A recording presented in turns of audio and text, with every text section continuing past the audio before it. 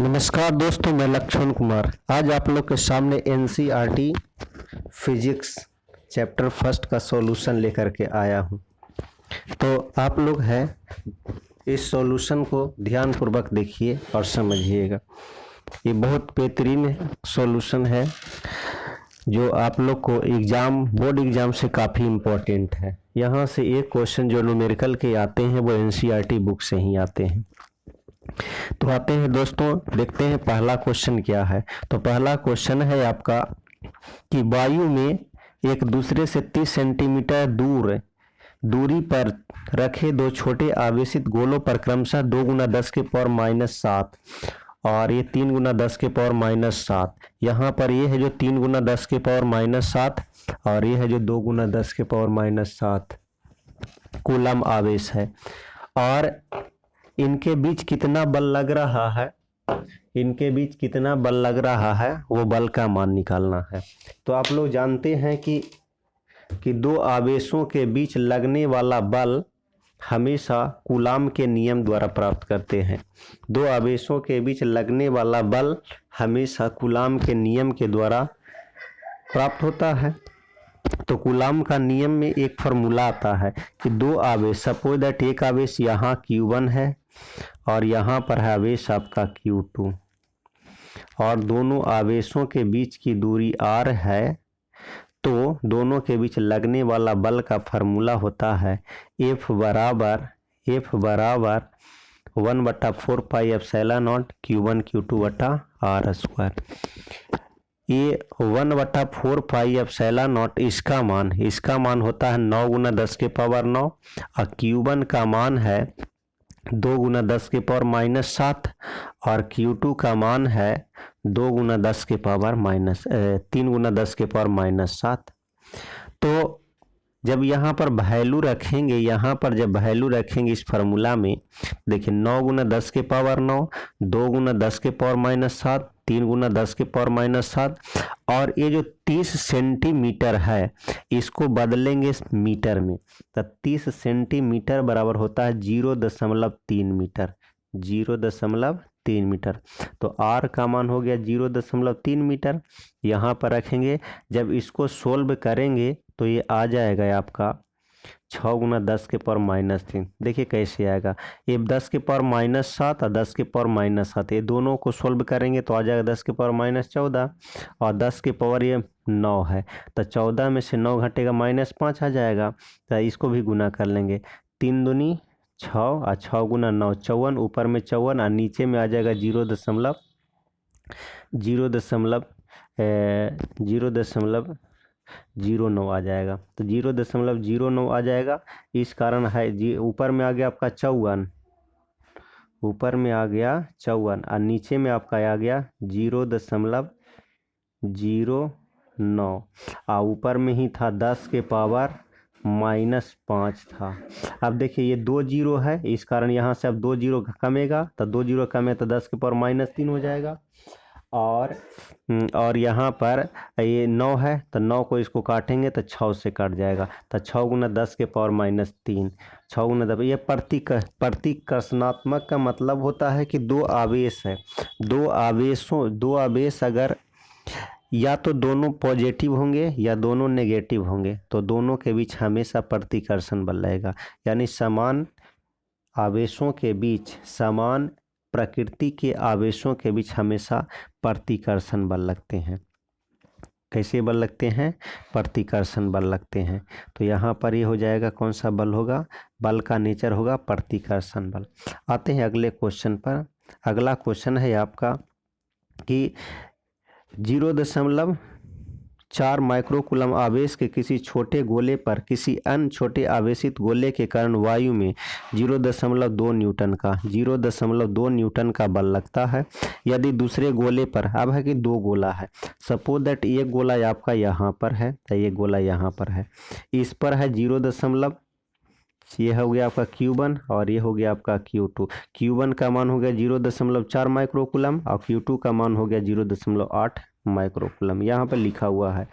और दोनों गोलों के बीच की दूरी, दोनों के बीच लगने वाला बल, बल का मान यहाँ पर दिया हुआ। बल का अभी मैंने बताया था कि बल, दो आवेशों के बीच बल हमेशा कूलाम के नियम द्वारा प्राप्त करते हैं, और कूलाम के नियम के द्वारा बल का फॉर्मूला होता है F बराबर 1/4πε0 Q1 Q2/r²। यहाँ पर है कि सब वैल्यू रखेंगे, F का मान रख देंगे, 1/4πε0 का मान रख देंगे, Q1 Q2 का मान रख देंगे, और यहाँ से हमको आ जाएगा R का मान, क्योंकि पहला ये क्वेश्चन में ही कह रहा है दोनों के बीच कितनी दूरी है। तो जब सोल्व करेंगे इसको, जब सोल्व करेंगे तो यहाँ से आ जाएगा ये आपका, सोल्व करेंगे तो R का मान आ जाएगा 12 × 10⁻2 मीटर बराबर 12 सेंटीमीटर। 10⁻2 को हटाते हैं तो वो सेंटीमीटर में कन्वर्ट हो जाएगा। इसी को सोल्व करेंगे। यहाँ पर इसका मान रख देंगे कितना, 9 × 10⁻9। Q1 का मान रखेंगे 0.4, और माइक्रो में है तो माइक्रो का मतलब होता है 10⁻6, 10⁻6। और यहाँ पर भी देखेंगे तो 0.8 × 10⁻6 वैल्यू रखेंगे और सोल्व करेंगे तो आ जाएगा 12 सेंटीमीटर। ये था ए का। बी क्वेश्चन उसी में कह रहा है कि दूसरे गोले पर पहले गोले के कारण कितना बल लगेगा।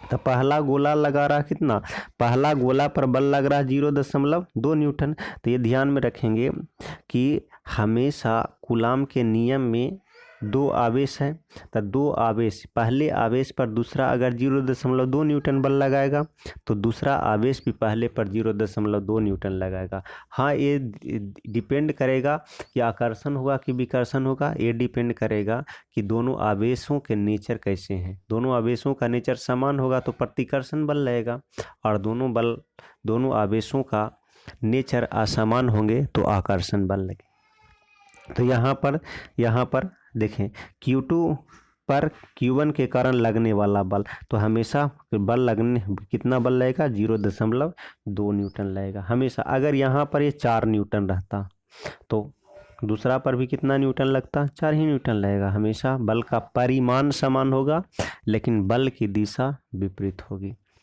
चलिए अगले क्वेश्चन पे आते हैं। अगला क्वेश्चन है आपका कि अगला ये थियोरेटिकल क्वेश्चन है कि जांच द्वारा, थियोरेटिकल नहीं ये न्यूमेरिकल ही, जांच द्वारा सुनिश्चित कीजिए कि गिवन इक्वेशन विमाहीन है। अब गिवन इक्वेशन कौन सा है, तो गिवन इक्वेशन यहाँ पर है आपका, इक्वेशन है यहाँ, ध्यान से देखिएगा, आपका इक्वेशन है ये वाला इक्वेशन है, KE² बटा GME/MP। के का मान आप लोग जानते हैं, के का वैल्यू होता है 1/4πε0, 1/4πε0। और ई हो गया इलेक्ट्रॉन, ई हो गया आपका इलेक्ट्रॉन ई हो गया इलेक्ट्रॉन, और जी हो गया गुरुत्वाकर्षण नियतांक, जी हो गया कैपिटल जी है जो, जी हो गया आपका गुरुत्वाकर्षण नियतांक, ME हो गया मास ऑफ इलेक्ट्रॉन, और MP हो गया mass of proton. ME mass of electron, electron का द्रव्यमान, मास ऑफ प्रोटॉन, प्रोटॉन का द्रव्यमान। अब पहला यहाँ पर कह रहा है, पहले ही कह रहा है चेक करने के लिए कि आपको चेक करना है, इसको बताना कि ये जो समीकरण है वो विमाहीन है, चेक करना है। तो विमाहीन चेक करने का दो तरीका, या तो आप के का विमा निकाल लीजिए, ई का स्क्वायर का बीमा निकाल लीजिए, जी का बीमा निकाल लीजिए, एम ई का बीमा और एम पी का बीमा, इन सभी का बीमा इस समीकरण में पुट कर दीजिए। जब सभी का बीमा रखेंगे तो ये आ जाएगा, हमेशा आ जाएगा m पर पावर 0, l पर पावर 0, t पर पावर 0, i पर पावर 0। यानी ये इसी को बोलते हैं विमाहीन है, यानी सभी जितना भी है सिंबल है सब पर पावर क्या हो जाएगा, 0 हो जाएगा। दूसरा तरीका है कि के का मात्रक रख दें, ई स्क्वायर का मात्रक रख दें, जी का मात्रक रख दें, एम ई का मात्रक रख दें, ई का मात्रक रख दें। जो यहाँ सॉल्यूशन किया गया है वो हमेशा मात्रक रखें। जैसे के का मात्रक होता है न्यूटन, के का मात्रक होता है न्यूटन मीटर स्क्वायर प्रति कूलम्ब स्क्वायर। के का मात्रक क्या होगा, के का मात्रक न्यूटन मीटर स्क्वायर प्रति कूलम्ब स्क्वायर। के कैसे प्राप्त करेंगे, तो यही कूलम्ब के नियम से एफ आर स्क्वायर। के एक्चुअल में अभी मैंने बताया था 1/4πε0, और उसी को के बोलते हैं। के का वैल्यू निकालेंगे तो यहाँ से आ जाएगा एफ आर स्क्वायर बटा Q1 Q2, और एफ का हो जाएगा बल और आर स्क्वायर का metre square, Q1 Q2 C square हो जाएगा। अब जी का मात्रक देखेंगे तो जी का मात्रक यहाँ से न्यूटन मीटर स्क्वायर पर kg स्क्वायर, और जी का फार्मूला होता है एफ आर स्क्वायर बटा जी m1 m2। ME और MP ये दोनों द्रव्यमान है, ME और M दोनों क्या है, द्रव्यमान है। इस कारण दोनों का ऐसा मात्रा क्या हो जाएगा, kg। अब यहाँ पर जैसे ही सभी का यहाँ पर वैल्यू यहाँ पर रखेंगे, यहाँ पर मान रखेंगे के का ऐसा ही मात्रक रखेंगे, ई स्क्वायर का मात्रक रखना है सी स्क्वायर, ई स्क्वायर का मात्रक क्या रखना है, सी स्क्वायर कूलम्ब स्क्वायर। जब यहाँ पर रखेंगे तो वो हमेशा आ जाएगा, सभी पर पावर कट जाएगा, टोटल क्या हो जाएगा, कट करके क्या आ जाएगा, एक आ जाएगा, कट करके क्या आ जाएगा, एक। और एक है संख्या है, जितनी भी संख्याएं सब के सब बीमाहीन होती है। इसी क्वेश्चन में और कह रहा था कि आपको बताना है कि भौतिक नियतांकों की सारणी देख करके इसका अनुपात का मान ज्ञात कीजिए, और यह अनुपात क्या बताता, अनुपात निकालना है। तो के का मान रखना, के का मान होता 9 × 10 के पावर 9, के का मान 9 × 10 के पावर 9, और उसके बाद ई स्क्वायर का मान 1.6 10⁻⁻19, और इसका स्क्वायर कर देंगे, ई स्क्वायर का मान हो गया, किसका मान हो गया, ई स्क्वायर का। इसके बाद मान रख देंगे जी का मान होता है 6.67 10⁻⁻11, ये वैल्यू रख देंगे, ये मान हो गया किसका, जी का। इसके बाद मान रख देंगे इसके बाद मान रखेंगे ME मास ऑफ इलेक्ट्रॉन 9.1 10⁻⁻31, यहाँ पर लिखा हुआ भी है, यहाँ पर लिखा हुआ भी है 9.1 10⁻⁻, और MP मास ऑफ प्रोटॉन ये भी लिखा हुआ है। जब यहाँ पर वैल्यू रख देंगे और सोल्व करेंगे तो ये आ जाएगा 2.27 10 के पावर 39, और 2.27 10 के पावर 39 है। यह है जो इलेक्ट्रॉन और प्रोटॉन के बीच का बल, विद्युत बल और गुरुत्वीय बल का अनुपात निकालेंगे तो इतना ही आएगा, दोनों बराबर आएगा, दोनों लगभग क्या होता है, बराबर आता है। तो यह है जो ये जो वैल्यू है, ये वैल्यू बताता है कि इलेक्ट्रॉन और प्रोटॉन के बीच गुरुत्वीय बल और कूलम्ब बल का अनुपात, विद्युतीय बल और गुरुत्वीय बल का अनुपात इतना होगा। तो ये हमेशा ये ध्यान में रखेंगे। तो ये जैसे यहाँ लिखा भी है मैंने कि यह निश्चित दूरी पर रखे इलेक्ट्रॉन और प्रोटॉन के बीच, किसके बीच ये बल, ये वाला वैल्यू किसके बीच का वैल्यू बताएगा, तो इलेक्ट्रॉन और प्रोटॉन के बीच लगने वाला बल, पहला बल हो जाएगा कूलम्ब बल या उसी को विद्युतीय बल, और दूसरा बल हो जाएगा ये आपका गुरुत्वीय बल, और इन दोनों का अनुपात को बताएगा। तो गुरुत्वीय बल की तुलना करेंगे तो ये हमेशा विद्युत बल से कमजोर बल होता है, यानी सबसे स्ट्रॉन्ग बल हो जाएगा आपका, सबसे स्ट्रॉन्ग बल होगा आपका विद्युतीय बल होगा। तो अगले क्वेश्चन की ओर बढ़ते हैं। अगला क्वेश्चन है आपका बिल्कुल थ्योरेटिकल क्वेश्चन है कि किसी वस्तु का विद्युत आवेश क्वांटीकृत होता है। क्वांटीकृत इस कथन से क्या तात्पर्य है, क्वांटीकृत का मतलब होता है, आप लोग पढ़े भी होंगे कि आवेशों का क्वांटीकरण क्या होता है। तो आवेशों का क्वांटीकरण के अनुसार आवेश क्या होते हैं, अविभाज्य होते हैं। इसको है हम लोग पूर्णांक के रूप में डिनोट कर सकते हैं, पूर्णांक के रूप में ही लिख सकते हैं। पूर्णांक का मतलब है कि 1 लिख सकते हैं, 2 3 4 5 6 इस तरह से हो सकता है। इसको कभी भी है हम लोग 1.2 1.5 0.5 ये नहीं लिख सकते हैं। तो क्वांटीकृत का मतलब समझ गए। तो क्वांटीकृत का मतलब यही होता है कि आप है किसी वस्तु को जितना चाहे उतना आवेश नहीं दे सकते हैं। ये डिपेंड, ऐसा नहीं है कि आप किसी वस्तु पर चाहें तो बोल दें कि 3.2 कूलम हो सकता है, 3.2 होगा या 4.5 होगा, इस तरह से नहीं। ये डिपेंड करेगा कि उसमें इलेक्ट्रॉन है वो इंटीग्रल मल्टीपल होना चाहिए, पूर्णांक में होना चाहिए। पूर्णांक का मतलब अभी मैंने बताया 2 होगा, 4 होगा, 5 होगा, 7 होगा, ऐसा नहीं कि डेसिमल में होगा, दशमलव में कभी नहीं, फ्रैक्शन में नहीं होगा, भिन्न में नहीं होगा। तो ये हमेशा क्या होंगे, ये हमेशा गुणज में ही होगा, हमेशा क्या होगा, गुणज में होगा। पूर्णांक में होगा, ये हमेशा इंटीजर में होगा। इसी के बाद बी कह रहा है कि स्थूल अथवा बड़े पैमाने पर विद्युत आवेश का व्यवहार करते समय हम विद्युत आवेशों का क्वांटीकरण की उपेक्षा कर सकते हैं।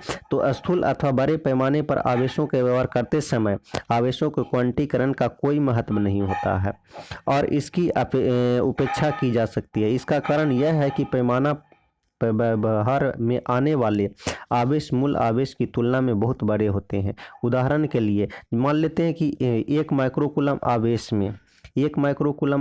में कितना आवेश, 1 माइक्रोकूलम आवेश में लगभग 1013 मूल आवेश सम्मिलित हैं। ऐसी अवस्था में आवेश को सतत मानकर व्यवहार किया जाता है। तो ये ध्यान रखें कि ये क्या होता है कि स्थूल पैमाने पर क्वांटीकरण की उपेक्षा हम लोग कर सकते हैं। चलिए अगले क्वेश्चन की ओर बढ़ते हैं। अगला क्वेश्चन आपका है कि जब कांच की छड़ को रेशम के टुकड़े से रगड़ते हैं तो दोनों पर आवेश आ जाते हैं। ये आप लोग को मैंने बताया था कि किसी वस्तु को आवेशित करने की, किसी वस्तु को चार्ज करने की मुख्यतः 3 विधियां हैं। पहला विधि है प्रेरण विधि, दूसरा विधि है घर्षण विधि और तीसरा है चालन विधि। यहाँ पर एक घर्षण विधि है, 2 वस्तु को रगड़ा जा रहा है, 2 कुचालक पदार्थ को रगड़ा जा रहा है। एक कांच है, कांच की छड़ है और दूसरा रेशम का टुकड़ा। इन दोनों को जब आपस में रगड़ेंगे तो क्या हो जाएगा, दोनों वस्तु आवेशित हो जाएगी। आवेशित होने का मतलब क्या है कि एक वस्तु इलेक्ट्रॉन को त्याग करेगी तो दूसरा वस्तु इलेक्ट्रॉन को ग्रहण कर लेगी। आगे पढ़ते हैं क्वेश्चन को। इस प्रकार की परिघटना का वस्तु के अन्य युग्मों में भी प्रेक्षण किया जाता है। स्पष्ट कीजिए कि यह प्रेक्षण आवेश संरक्षण के नियम से किस प्रकार सामंजस्य रखता है। सबसे पहले ये समझें कि आवेश का संरक्षण नियम होता क्या है। आवेश का संरक्षण नियम, आवेश का संरक्षण नियम कहता है कि आवेश को न तो उत्पन्न किया जा सकता है और न ही आवेश को नष्ट किया जा सकता है, सिर्फ इसे एक वस्तु से दूसरे वस्तु में स्थानांतरित किया जा सकता है। यहाँ सेम वही चीज़ हो रही है कि जब रेशम के टुकड़े को या कांच की छड़ को रेशम के टुकड़े पर, कांच की छड़ को रेशम के टुकड़े पर रगड़ा जा रहा है तो दोनों वस्तु आवेशित हो जा रही है।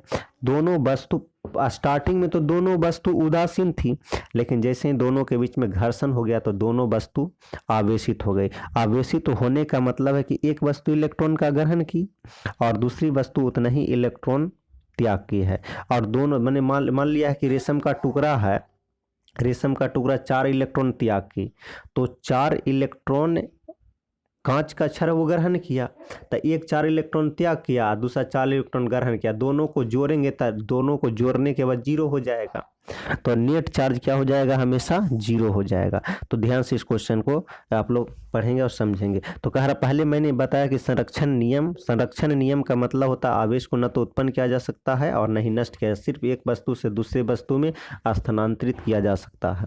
ये तो हो गया, यानी कांच की छड़ से इलेक्ट्रॉन रेशम के टुकड़े में स्थानांतरित होंगे या रेशम के टुकड़े से इलेक्ट्रॉन है कांच की छड़ में स्थानांतरित होंगे। अब है कि 2 वस्तु को यहाँ रगड़ा जा रहा है। देखिए यहाँ क्या लिखा हो, ध्यान से, घर्षण से पूर्व दोनों वस्तु उदासीन थी, बिल्कुल सही है, और उनका कुल आवेश 0 था। जब वस्तु उदासीन होती है तो उस पर चार्ज होता नहीं है।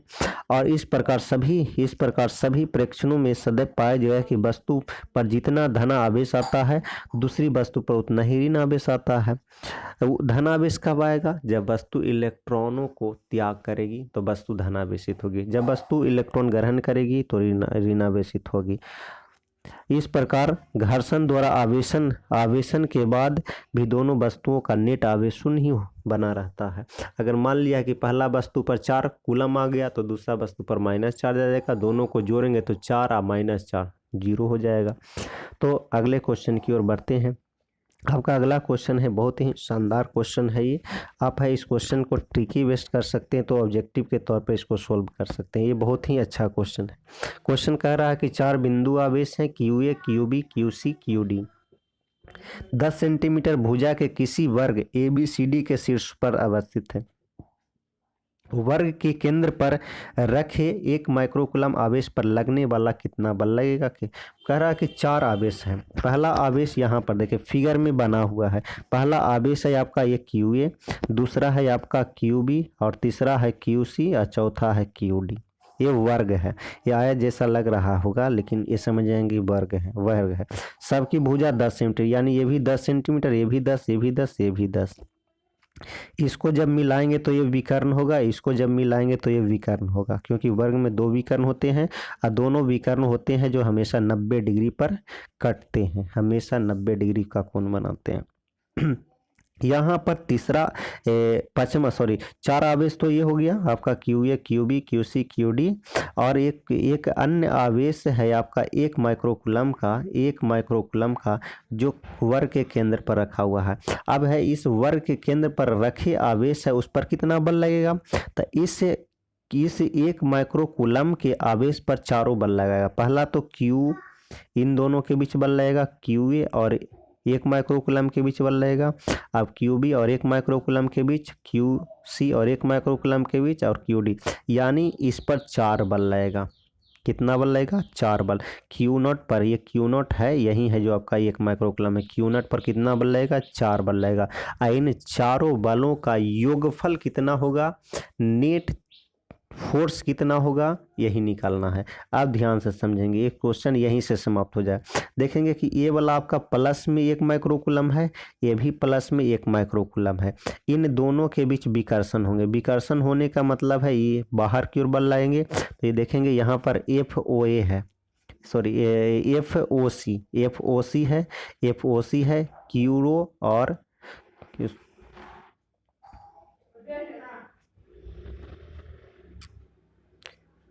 क्यू ओ और क्यू सी के बीच लगने वाला बल है। और यहाँ पर भी देखें, अब देखते आते यहाँ पर कि ये क्यू ए और क्यू ओ के बीच लगने वाला बल था। देखिए ये भी प्लस में और ये भी प्लस में है, तो दोनों के बीच का बल विकर्षण बल होगा। तो विकर्षण बल होगा तो बाहर की ओर लगेगा, तो इन दोनों के बीच लगने वाला बल आपका हो जाएगा एफ ओ सी। अब यहाँ पर देखें, यहाँ पर भी 2 माइक्रोकूलम, यहाँ पर भी 2 माइक्रोकूलम, यहाँ 1 माइक्रोकूलम, यानी इन दोनों के बीच जितना, इन दोनों के बीच अगर 10 न्यूटन का बल लगेगा तो इन दोनों के बीच भी कितना लगेगा, 10 न्यूटन का बल। हाँ, फर्क ये रहेगा कि यहाँ पर ये वाला इस डायरेक्शन में 10 लगेगा तो इस डायरेक्शन में 10 इधर लगेगा। तो दोनों के द्वारा अगर 10 कोई वस्तु है उसको 10 न्यूटन से इधर खींच रहे हैं और 10 न्यूटन से इधर खींच रहे हैं, तो इस पर लगने वाला नेट बल का मान कितना हो जाएगा, 0 हो जाएगा। उस वस्तु पर लगने वाला नेट बल, परिणामी बल का मान क्या हो जाएगा, 0 हो जाएगा। परिणामी बल का मान क्या हो जाएगा, 0 हो जाएगा। तो अब देखते हैं, अब यहाँ पर आते हैं कि इन दोनों के बीच, देखिए ये माइनस में है और ये बल आपका प्लस में था, इन दोनों के बीच आकर्षण बल लाएंगे। आकर्षण बल यहाँ पर देख रहे हैं एफ ओ बी है। आकर्षण बल क्या है आपका, आकर्षण बल आपका है, आकर्षण बल यहाँ पर है आपका एफ ओ बी है। इसके बाद है इन दोनों के बीच, देखिए यहाँ पर भी माइनस में और यहाँ पर भी ये प्लस में, इन दोनों के बीच आकर्षण बल है। यहाँ पर भी देखें 2 बल लग रहा है, यहाँ पर एक बल हो गया एफ ओ बी और दूसरा बल हो गया एफ ओ डी, यानी टोटल 4 बल लग गया, F O A, F O B, F O C और एफ ओ डी। अभी मैंने बताया था कि इन दोनों का योगफल 0 हो जाएगा। अब देखें इन दोनों, ये वाला बल और ये वाला बल का भी परिमाण समान होगा। कैसे समान होगा ये भी देखें, देखिए यहाँ ये वाला 1 माइक्रोकूलम, ये -5, ये 1 माइक्रोकूलम -5 बराबर है कि नहीं है। दोनों के बीच का दूरी, ये वाला दूरी और ये वाला दूरी, ये दोनों दूरी बराबर है। इस कारण है कि बल का परिमाण क्या होगा, बराबर। सपोज दैट इधर लग रहा 5, इधर लग रहा 5, तो इधर भी लगेगा कितना, 5 लगेगा। तो इन दोनों के द्वारा लगने वाला बलों का योगफल भी क्या हो जाएगा, 0 हो जाएगा। यानी चारों बलों का योगफल क्या हो जाएगा, 0। चारों बलों यानी F O B, F O C और एफ ओ डी, चारों बलों का योगफल क्या हो जाएगा, 0 हो जाएगा। यानी जो इस पर लगने वाला कुल बलों का योगफल क्या हो जाएगा, 0 हो जाएगा। अब इसका देखेंगे यहाँ पर जो डिटेल सॉल्यूशन है यहाँ पे प्रोवाइड किया गया, आप लोग ध्यान से समझेंगे इसको। देखिए यहाँ एफ ओ ए, ओ बी, ओ सी, ओ डी, ये है, तो इसका वैल्यू कितना होगा, तो यहाँ से वैल्यू निकाल लिया गया है कि कितना वैल्यू आ जाएगा। उसके बाद है क्यू ए के कारण क्यू नॉट पर लगने वाला बल एफ ओ ए था। क्यू सी माइनस से 2 माइक्रोकूलम के कारण क्यू नॉट पर लगने वाला बल था, सभी को लिखा हुआ। देखिए डायरेक्शन के कारण क्या क्या हो गया है कि देखिए ये ओ ए के अनुदिश है और ये वाला ये ओ ए के अनुदिश है यहाँ पर, ये ओ सी के अनुदिश है। इन दोनों विपरीत दिशा में है, ये दोनों क्या है, विपरीत दिशा में। देखिए फिगर में एफ FOA और FOC, FOA और FOC दोनों विपरीत दिशा में है। इस कारण दोनों बल का परिमाण क्या है, दोनों बल का परिमाण आपका समान है। देखिए ये भी आया 3.6, ये भी आया 3.6। देख 3.6 दोनों को जोड़ेंगे तो क्या हो जाएगा, 0 हो जाएगा, क्योंकि विपरीत दिशा में है, एक प्लस में तो दूसरा किस में हो जाएगा, माइनस में। उसी तरह से अगला चलेंगे तो FOB भी कैलकुलेट कर लेंगे तो FOB 9 और FOD कैलकुलेट करेंगे, ये भी 9। तो ये OB और ये OD ये दोनों एक दूसरे के विपरीत दिशा में, ध्यान से समझिए। देखें यहाँ पर ये OB और OD ये दोनों विपरीत दिशा में है, दोनों का वैल्यू है 0.9 आया है। और ये अगर 0.9 प्लस 9 न्यूटन प्लस में तो इधर 9 न्यूटन माइनस में आ जाएगा, और जोड़ने पर क्या हो जाएगा, 0 आ जाएगा। तो यही 9 न्यूटन दोनों को जोड़ेंगे तो क्या हो जाएगा, 0, क्योंकि एक प्लस में दूसरा माइनस में, और चारों बलों का योगफल जो कर देंगे तो क्या हो जाएगा, 0 हो जाएगा। तो आप है कि ये डिटेल सॉल्यूशन भी देख करके आप समझ सकते हैं, और नहीं तो आप ऑब्जेक्टिव में आएगा तो आप है कि थोड़ा सा कंसेप्ट से आप लोग सॉल्व कर सकते हैं, जो मैंने पहले ही बता चुका हूँ। आते हैं अगले क्वेश्चन की ओर बढ़ते हैं। अगला क्वेश्चन है आपका कि स्थिर विद्युत क्षेत्र रेखा पर एक सतत वक्र होती है, अर्थात कोई क्षेत्र रेखा एकाएक नहीं टूट सकती है, क्यों? इसका मतलब यही है कि विद्युत क्षेत्र रेखा एक वक्र है जिसमें प्रत्येक बिंदु पर खींची गई स्पर्श रेखा हमेशा विद्युत क्षेत्र की दिशा को बताएगा। यानी सपोज दैट कोई विद्युत क्षेत्र रेखा, इस तरह से कोई विद्युत क्षेत्र रेखा, यहाँ पर अगर कोई बिंदु है, यहाँ से अगर जो लाइन खींचे, ये लाइन हमेशा विद्युत क्षेत्र की दिशा को बताएगा। अगर कोई यहाँ पर हम पॉइंट ले लिया और यहाँ से ये वाला खींचेंगे तो ये भी विद्युत क्षेत्र की दिशा। अगर कोई यहाँ पर पॉइंट ले लिया, यहाँ से लाइन खींचेंगे, भी विद्युत क्षेत्र की दिशा को बताएगा। और ये विद्युत क्षेत्र रेखाएं हमेशा क्या होगी, वो कंटिन्यूअस लाइन होगी, कभी भी टूटती नहीं है। अन्यथा उस बिंदु पर विद्युत क्षेत्र की कोई भी दिशा नहीं होगी। जहाँ पर टूटेगा वहाँ पर विद्युत क्षेत्र की कोई भी दिशा नहीं होगा। ऐसा क्या होता है, ये असंभव बात है कि जहाँ पर टूट गया वहाँ पर दिशा होगा, ये कभी होगा ही नहीं, ये असंभव होगा। तो क्या होगा, ये समझ में आ गया। अगला भी कह रहा कि स्पष्ट कीजिए कि दो विद्युत क्षेत्र रेखा एक दूसरे को प्रतिच्छेद नहीं करती है, क्यों? क्योंकि जहाँ पर प्रतिच्छेद करेगी वहाँ पर विद्युत क्षेत्र की दो दिशा होगी। सपोज दैट एक है और एक यहाँ पर विद्युत क्षेत्र का एक दिशा इधर होगा और एक दिशा इधर होगा। तो ऐसा क्या होगा, यह संभव है कि एक स्थान पर विद्युत क्षेत्र, एक ही स्थान पर विद्युत क्षेत्र दो दिशा को रिप्रेजेंट नहीं करता, ये भी असंभव है। तो यहाँ पर मैंने लिख भी दिया कि दो विद्युत क्षेत्र रेखा एक दूसरे को प्रतिच्छेद नहीं कर सकती, क्योंकि इस स्थिति में काटान बिंदु पर दो स्पर्श रेखाएं खींची जाएगी, यानी दो दिशा को प्रदर्शित कर, विद्युत क्षेत्र की कितना दिशा को प्रदर्शित करेगी, दो दिशा को, जो कि क्या है, ये असंभव है, जो कि क्या है, असंभव है। चलिए अगले क्वेश्चन की ओर बढ़ते हैं। अगला क्वेश्चन है कि दो बिंदु आवेश QA 3 माइक्रोकूलम और QB -3 माइक्रोकूलम निर्वात में एक दूसरे से 20 सेंटीमीटर की दूरी पर स्थित है। दोनों आवेश को मिलाने वाली रेखा AB के मध्य बिंदु O पर कितना विद्युत क्षेत्र है? और B कह रहा है 1.5 × 10⁻⁻9, 1.5 × 10⁻⁻9 परिमाण का कोई ऋणात्मक परीक्षण आवेश उसे बिंदु पर रखा जाता है तो परीक्षण आवेश पर कितना बल लगेगा। यहाँ फिगर में देखिए लिखा हुआ कि QA और QB है और मध्य बिंदु O है। O पर कितना विद्युत क्षेत्र होगा, तो पहले विद्युत क्षेत्र निकाल लेंगे। तो E बराबर EA प्लस EB और EA का फार्मूला आप लोग जानते हैं 1/4 पाई एप्सिलॉन नॉट QA बटा R²। IB का 1/4 pi epsilon not 1/4 pi epsilon not QB बटा R²।